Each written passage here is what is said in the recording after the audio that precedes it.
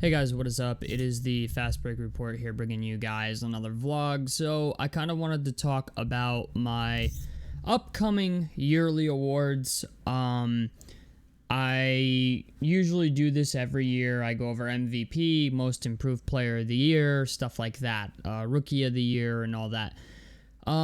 So I wanted to go over this because every year I do it, and this year we got some interesting changes. A lot of young guys and stuff like that winning some awards, guys who've only been in the league a couple years.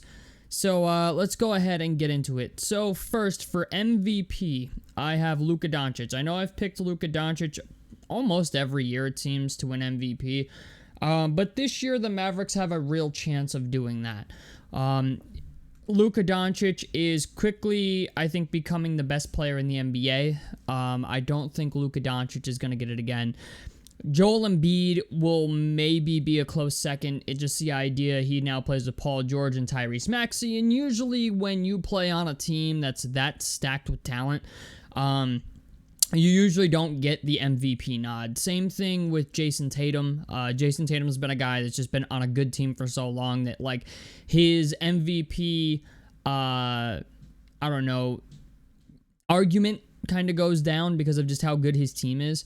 I definitely think Luka Doncic is going to be league MVP this year. I have a feeling with how good their team is now defensively. They added the shooting they needed in Klay Thompson. They still have Kyrie Irving. So I like Luka Doncic. Luka Doncic is ridiculously good. He's been in the conversation for years, and I feel like this year is the year that he finally gets it. I think this is going to be the first year he becomes a league MVP. So there's that.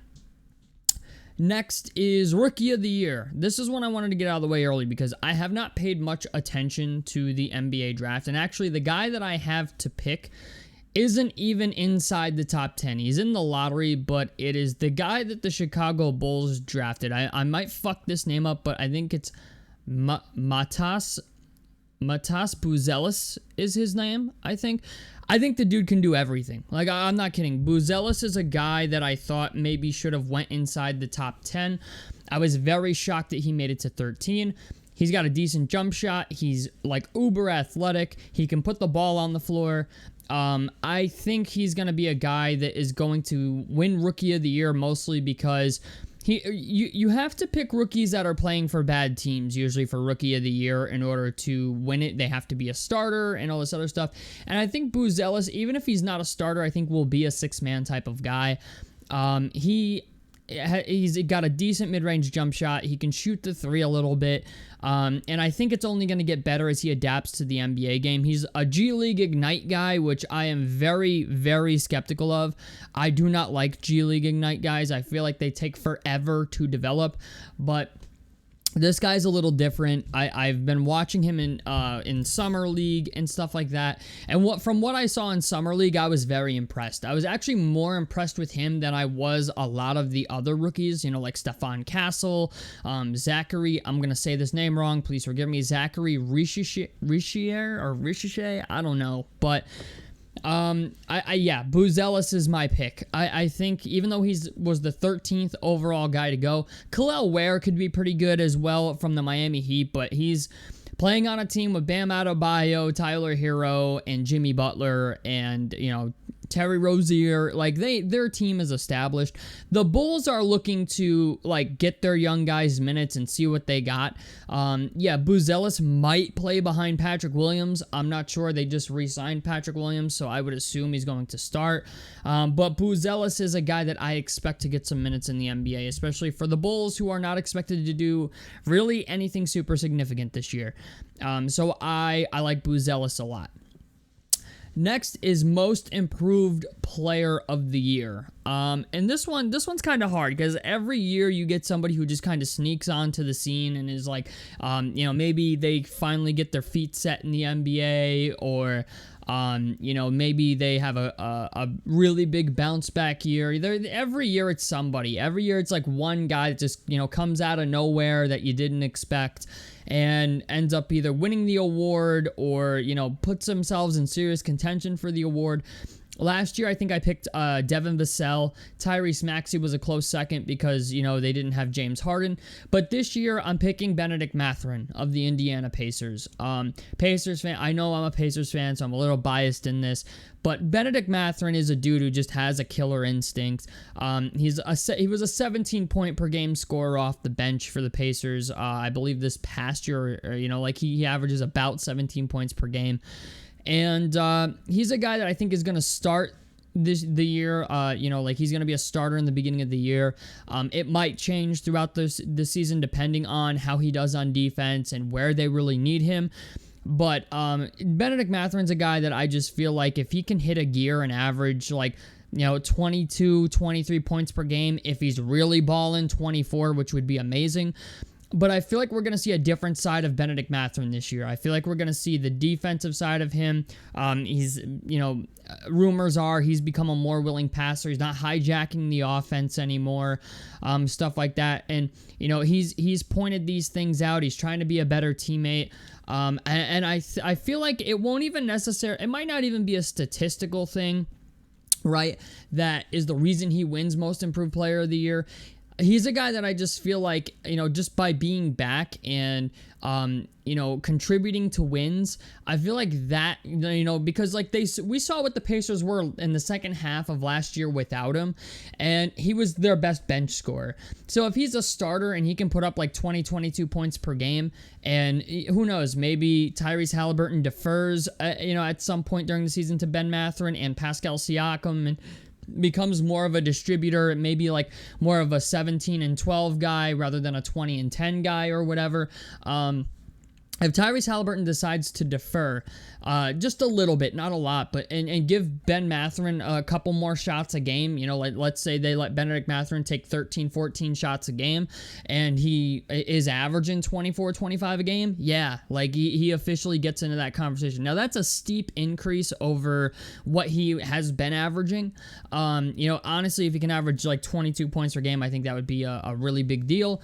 Patrick Williams, I think, is going to be a guy who's going to be in that conversation as well. We'll see. He's been a guy that hasn't really excited anybody, really. He's a guy that was projected to do a lot and really hasn't, but he just got re-signed with the Bulls. He's going to be a starter more than likely. So these are two guys that I'm really looking out for, but I think Benedict Mathurin's, this is the year that, he takes that leap from, really good role player to potential NBA starter / all-star. You know what I'm saying? That's what I'm looking for at a Benedict Mathurin. If I don't get it, whatever, it's fine. But he's a guy that I think has the ability to really, really take the Pacers to another level. And he basically has to. If the Pacers are going to threaten anybody in the East, if they're going to make a serious championship run, Benedict Mathurin has to play his ass off. And I think Benedict Mathurin knows that as well. I think the top 2 seeds in the East are locked up already in the 1st and 2nd seed, but I think 3 through 8 is it's anyone's game. You know what I'm saying? 3 through 8 could be anybody. I do think Milwaukee will be in that mix, in the top 5, but the Pacers, I think, have a legitimate shot if Benedict Mathurin goes crazy. And I've seen what he's done before with, calling out LeBron James's rookie year before they play, and then actually holding his own against LeBron James. So if we can get Benedict Mathurin out here where he's not only a good team player, but he's also shooting the lights out. He shot 37% from 3 last year, and he didn't play the full season. I think there's a lot of untapped potential there with Benedict Mathurin. So I have Benedict Mathurin as Most Improved Player of the Year. Next is Defensive Player of the Year, and I think it's going to be Victor Wembanyama. I know Rudy Gobert is a strong contender every single year. Marcus Smart is still in the league. He's a guy, you got Drew Holiday. These guys are still around. But last year, Victor Wembanyama showed us that you really, if you're going to score shit in the paint against him, you basically have to take your floaters from damn near the 3-point line. He covers so much ground. It is ridiculous. He is 7'4". I don't know what his wingspan is, but I know it's ridiculous. And the fact of the matter is, he wasn't, he was always a good defensive player once he got into the league, you know what I'm saying? He was always decent. But once he started to get comfortable and he started averaging 3-4 blocks a game, this year, I think he wins Defensive Player of the Year, which is saying a lot for a second-year player. You know, he won Rookie of the Year. It was all defensive his first year. I think it was all defensive first team his first year in the league. This is a guy who is a legitimate defensive player of the year candidate this year. And I think he's going to get it. Like, if you need defense, picking up Victor Wembanyama is not a bad idea. And the idea that he's already been in the league for a year, he's gotten his feet wet. I think offensively, we're going to see some improvement from the three-point line and stuff like that. I think Victor Wembanyama is too good of a candidate for Defensive Player of the Year to just not consider him at all. I would bet a lot of money that he's going to win it. That's just my opinion. I know there's a lot of people who say Rudy Gobert, maybe Draymond Green, Jrue Holiday. Like there's a lot, Marcus Smart. Like there's a lot of people out there that you could name, but to me, I think Wemby has it locked up this year. That's just my opinion. Coach of the Year. This one's going to be kind of shocking. I don't think I've ever done one of these before, but I think it's going to be Tom Thibodeau. I think the Knicks have the ability to do something amazing. Mike Budenholzer ends up in that conversation as well because he's finally getting a chance to come back, and we're going to have to see what he does with the Phoenix Suns now that they have a point guard as well. So I actually think Tom Thibodeau has the ability to win Coach of the Year this year. I'm sorry, I'm doing two things at once. Next is this is going to be Executive of the Year or GM of the Year. I guess you could say it usually always goes to a general manager. And I'm going to say it's going to be the Knicks GM as well.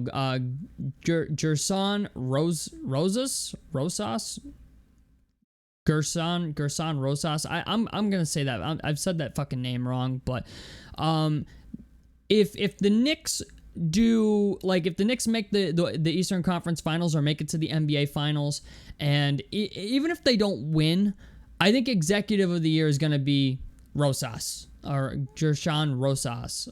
Gerson, I don't know how to fucking say it, but it's going to be the Knicks GM. If they end up going as far as they made significant moves this offseason to get better.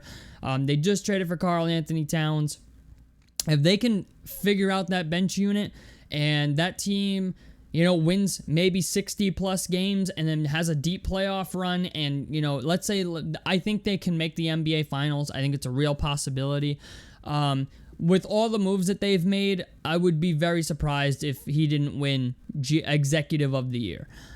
This is an award I've never really covered because it just, I don't even think we find out about it really. But if there is an award, I think he's the one that wins it. And I think that's it. Let's see. Defensive Player of the Year, Coach of the Year, Most Improved, MVP. Yeah, I think I went over all of them. So tell me what you guys think about this down below in the comment section below. Like helps me out. Subscribe if you guys want to see more on the Fast Break Report. And I'm out of this motherfucker. Peace, guys.